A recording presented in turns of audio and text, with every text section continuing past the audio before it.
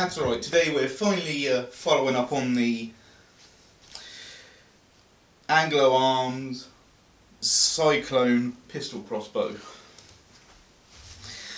Now, as I've stated in an earlier review, I have done a modification of that on the front, so I haven't been able to finish doing a modification project yet because I've been unable to find a rail that fits the bottom mounts. These two mounts here. Don't know if they show, probably not. But yeah, I've been unable to find a bottom mount. Now I'm going to have to take my gloves off now, just wear them to fire it, because I'm going to try and show you, using the light on my phone, the mounting points on the bottom. So, if it shows, yeah, there is your mounting point on the bottom of this particular crossbow. Now, apparently it takes a standard 20 mil rail on the bottom, but I have as yet been unable to find one. However, that said, this crossbow is actually pretty good. Not the best on the market. It's retailed at about £30. Ergonomics are a little awkward because the grip is so narrow, so it's a little uncomfortable to use without gloves.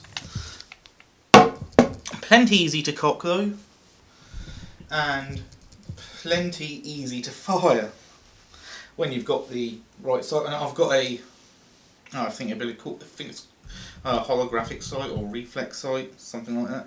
Or no, red dot sight. Sorry, not reflex. Although, hang on, let me just turn the bugger on and see if we can get us. No, I guess you would call that a reflex sight. There's your sight picture.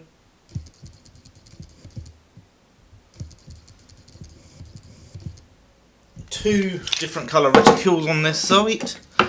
This is the DB Power 510, I think it was. It's been such a long time since I've done the video. It's been like 2-3 months since I've done the videos on this. And it's an okay size. The elevation and windage are really just cosmetic knobs on this. They don't actually adjust anything. But even so, it doesn't really need the adjustments. It's designed for an airsoft gun. And the crossbow you're not going to use from very long range anyway. I generally shoot from about, well, when I'm indoors like today, 15 to 20 feet. Although I have put this in the hallway to my home, the target there, and fired from about 40 feet away, but down by the kitchen. Pretty long hallway, because it's an old house. On to how I'd rate the crossbow. Ergonomics, I'd say 3 out of 5. Just because the grip's a little narrow and it does kind of sting your hands. I'm probably going to try and get some G10, or probably get some micarta and make my own grips for it. My own wider ones if I get the time and can find a good supplier. So ergonomics 3 out of 5. Accuracy, I'd say 5 out of 5. I mean, I'm not that good a shot. I can group round the bullseye, no problem. That's even from back down where I usually shoot from. Price is about £30 sterling, or $45 at the current exchange rate.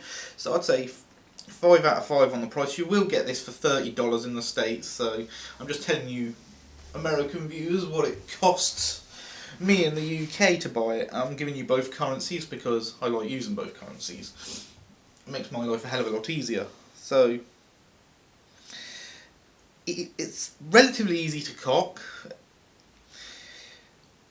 Build quality, 5 out of 5. I mean, the way you can barely make out on the rail where it cocks. Just the paint coming off is just from like 3 or 4 months constant use. I'll actually illuminate it for you again there so you can see that little scratch there showing up silver on the camera is just from the cocking levers, and where I've been using it 4 or 5 months, that's just paint damage. It's nothing to worry about. Strings are probably about £3 or £4 or about $5 to replace, so not too bad. Not really much I can say about this crossbow, to be quite honest with you. It's well worth the money. Overall rating, I'd give it 5 stars overall, even though I've downrated the ergonomics because of the narrow grips. That is really just a minor issue. It can be easily solved with a pair of gloves. So, yeah. Would I recommend buying this? Yes. Could it take small game?